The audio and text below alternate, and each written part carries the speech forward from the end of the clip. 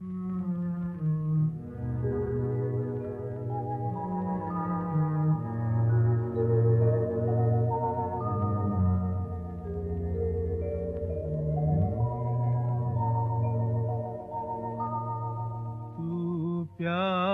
का सागर है, तू प्यार का सागर है, तेरी एक बूंद के प्यासे हम, तेरी एक बूंद के प्यासे हम, लौटा जो दिया तूने, लौटा जो दिया तूने, चले जाएंगे जहाँ से हम, चले जाएंगे जहाँ से हम।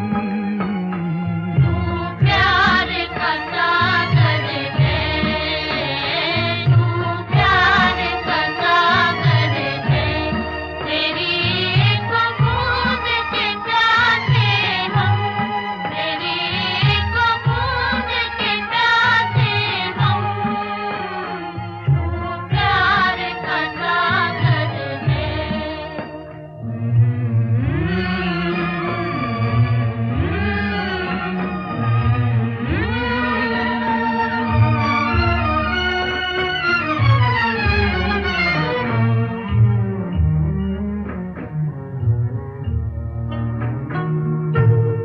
घायल मन का पागल पंछी, उड़ने को बेकरार, उड़ने को बेकरार, पंख है कोमल, आँख है धुंधली, जाना है सागर पार, जाना है सागर पार। अब तू ही से समझा, अब तू ही से समझा, राह भूले थे कहाँ से हम, राह भूले थे कहाँ से हम। तू प्यार का सागर है, तेरी एक बूंद के प्यासे हम, तेरी एक बूंद के प्यासे हम, तू प्यार का सागर है।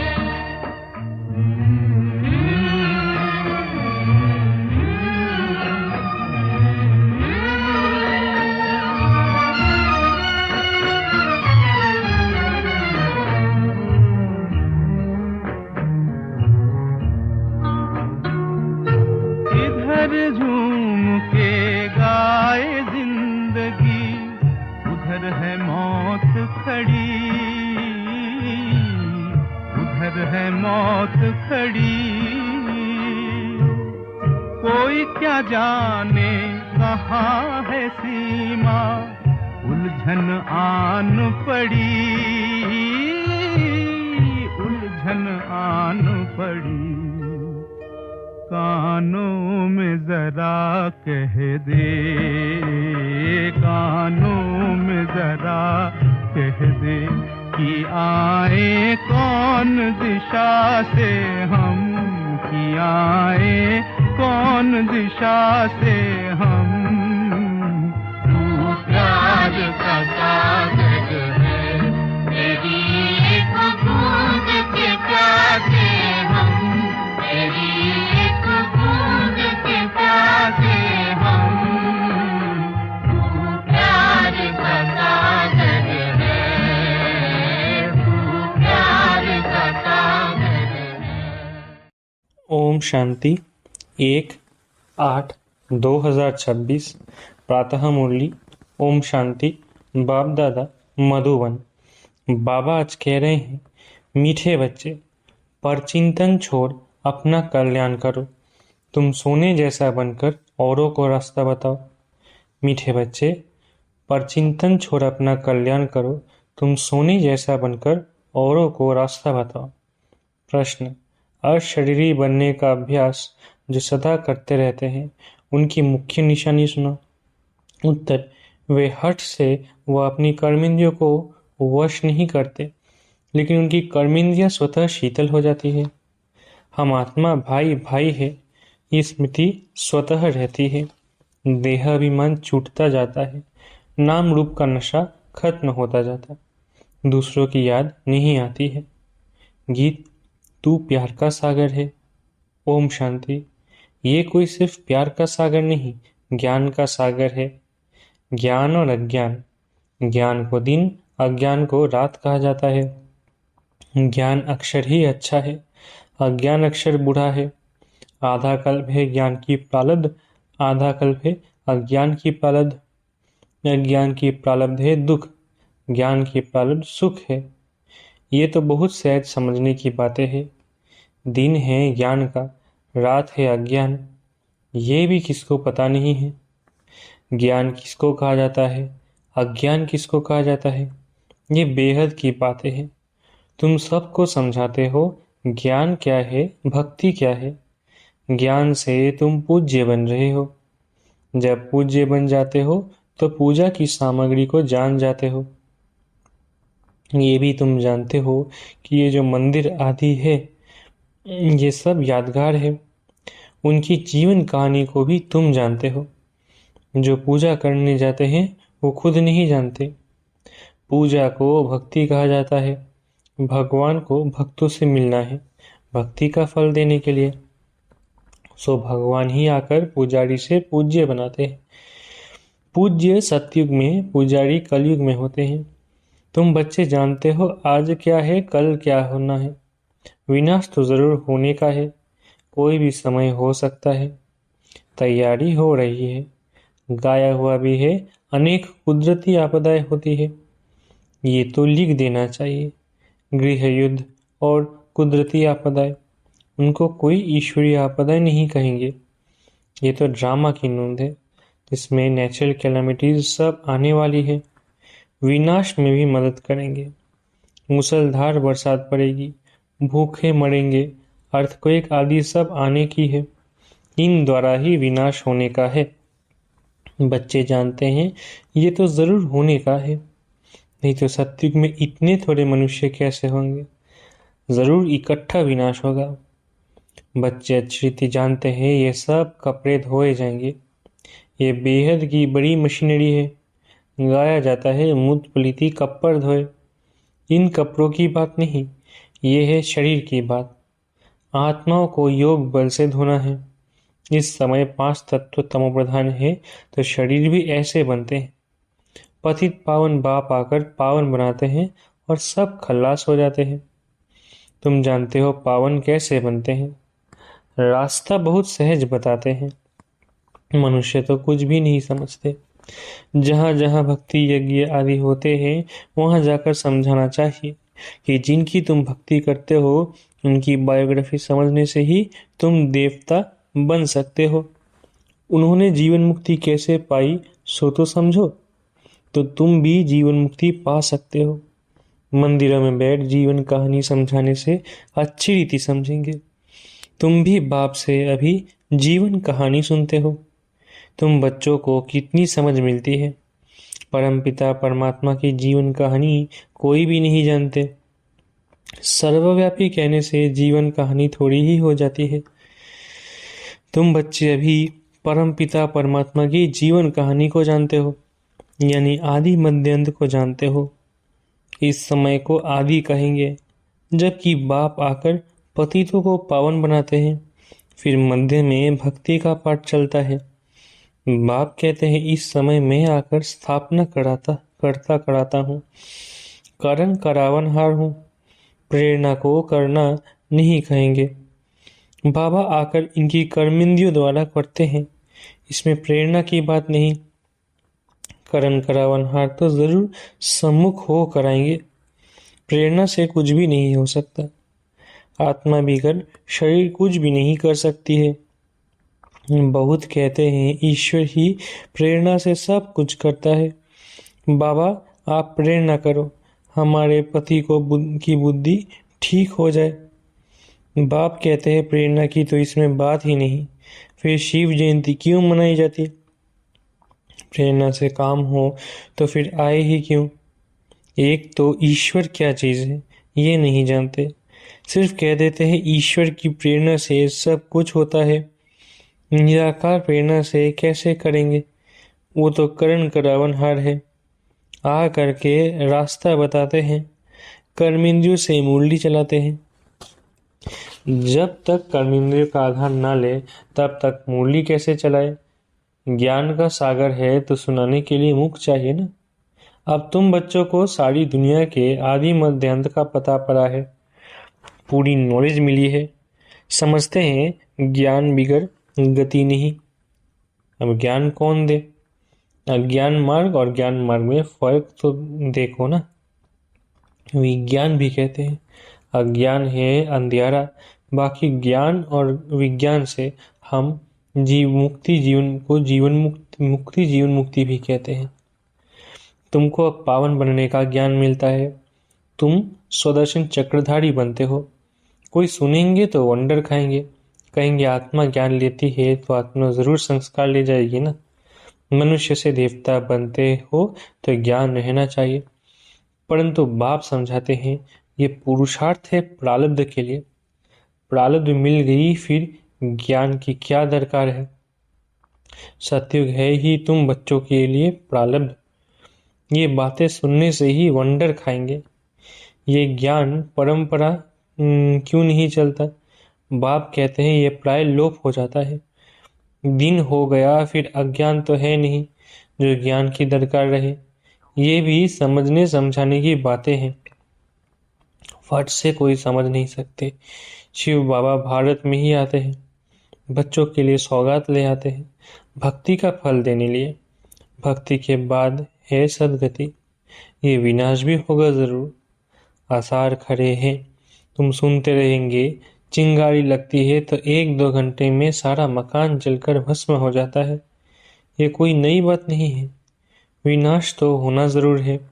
सत्युग में होते ही है थोड़े मनुष्य श्रेष्ठाचारी, तो श्रेष्ठाचारी बनने में कितनी मेहनत लगती है। माया नाक से एकदम पकड़ लेती है, ऐसे गिरने वालों को चोट बहुत लगती है, टाइम लग जाता है। बड़े ते बड़ी चोट है काम विकार, इसलिए कहा जाता है काम महाशत्रु है। यही पतित बनाते हैं। झगड़ा होता ही है विकार पर। विकार के लिए नहीं छोड़ेंगे तो जरूर कहेंगे इससे तो बर्तन साफ करे वो अच्छा है। झाड़ू पोछा लाएंगे परंतु पवित्र रहेंगे, इसमें हिम्मत बहुत चाहिए। जब कोई बाप की शरण में आते हैं तो फिर माया भी लड़ना शुरू करती है। 5 विकारों की बीमारी और ही अधिक उथल खाती है। पहले तो पक्का निश्चय बुद्धि होना चाहिए। जीते जी मरे हुए हैं, यहाँ से लंगर उठा लिया है। कलयुगी विकारी की नारा तुमने छोड़ दिया है। अब हम यात्रा पर जा रहे हैं। हम अशरीरी हो अपने घर जाते हैं। आत्मा को ये ज्ञान है कि हम एक शरीर छोड़ दूसरे में जाएंगे। हम गृहस्थ व्यवहार में रहते कमल फूल समान पवित्र बन यात्रा पर रहते हैं। बुद्धि में याद रहे कि यह तो कब्रिस्तान है, फिर हम सुखधाम में जाएंगे। हमको बाबा वर्षा देने की युक्ति बता रहे हैं। पावन बनने के लिए हम योग में रहते हैं। याद से ही विकर्म विनाश होंगे तब आत्मा शरीर छोड़ेगी। यात्रा कितनी वंडरफुल है। सिर्फ बाप को याद करो, अपनी राजधानी को याद करो। इतनी सहज बात भी याद नहीं पड़ती।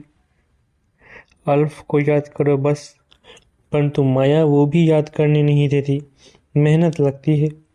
आत्मा को ज्ञान मिला है, हमारा बाबा आया हुआ है। आत्मा पढ़ती है ना, आत्मा शरीर द्वारा जन्म लेती है।